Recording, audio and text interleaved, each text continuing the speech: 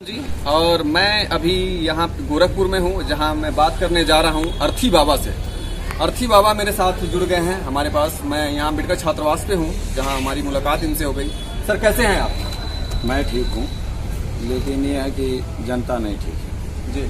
क्योंकि ये कोरोना में गरीब आदमी समझ लीजिए धरातल पे चला गया।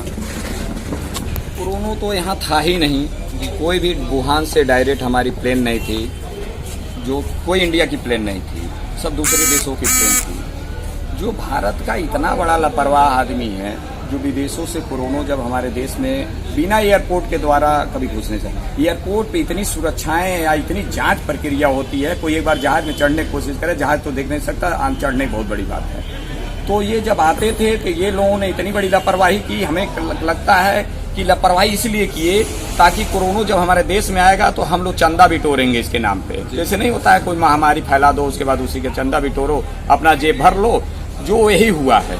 क्योंकि हमें पीएम कर्ज जो बनाया गया, ये शुरू में सारे पब्लिक में हमारे अगल बगल कहें कि अरे अर्थी बाबा हम तो 100 रुपया डाले हैं, तुम कितना डाले हो? तो हमने कहा कहाँ डाल दिए? तो कहना कि हमने पीएम कर्ज में डाल दिया। तो हमने कहा वो पीएम कर्ज जानते हो किसका है? वो तो जो प्रधानमंत्री का राहत कोष जो पहले से अकाउंट खुला था उसमें तो पड़ नहीं रहा है। मैंने कहा नया क्यों बना? तो उन्होंने कहा कि अरे भाई उन्हीं का है, कोई ऐसा नहीं है।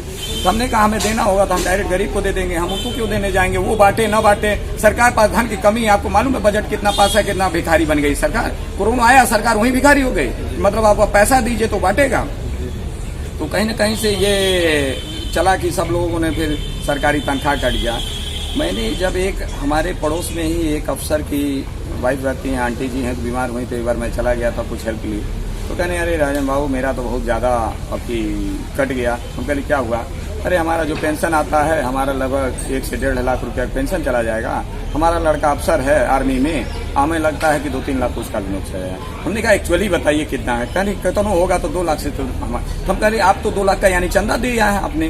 तो ठीक है, आप लोग 2 लाख चंदा दे रही हैं, तो इनसे पूछ लीजिए एक व्यक्ति के आर्मी के घर के जो भी उसके पिताजी का पेंशन का और आर्मी वालों का पैसा जब इन्होंने 2-2 लाख रुपया सूला, सोचिए आर्मी पे क्या काम करती होगी पार्टी, आप जान जाएंगे।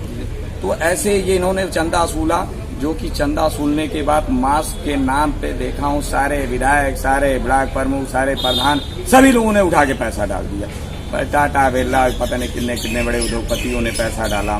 पैसा पड़ते जा रहा है, डिटेल कहीं पता ही नहीं चल रहा है। भाई इन्होंने कहा कि नहीं नहीं सारे फैक्ट्री वाले काम करेंगे। पता चला मजदूरों को जब काम बंद हो गया किराएदारी, तो लोग सोचे अरे कोरोना इधर पकड़ेगा, उससे बढ़िया सब बम्बई में टीवी चैनल वाले सिर्फ बम्बई बार बार दिखा रहे हैं कि बम्बई ज्यादा है, दिल्ली में ज्यादा है। तो कौन रहेगा? आप बताइए, जिसी को बता दीजिए इस क्षेत्र में भूत आ गया, कोई रुकेगा? वो सब भाग जाएगा।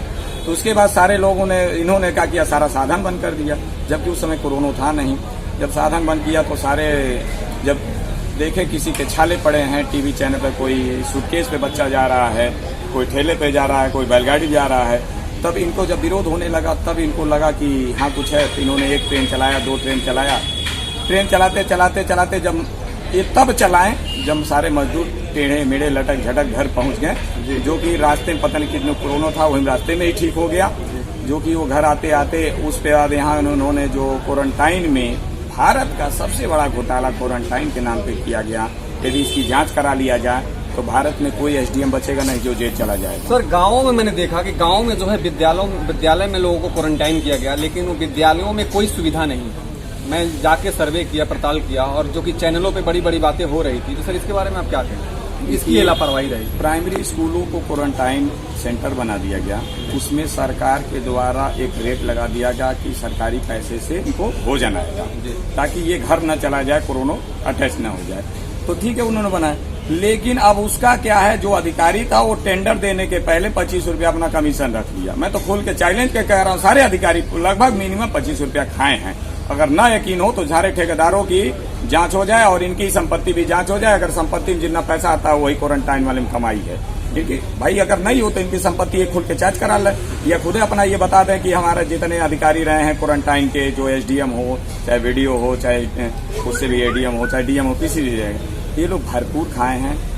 वहाँ पे सुविधाएं के नाम पे तौलिया आना था, साबुन आना था, सैनिटाइजर आना था, मास्क आना था, जो कि बिजली की प्रबंध कराना था, शौचालय के डब्बा।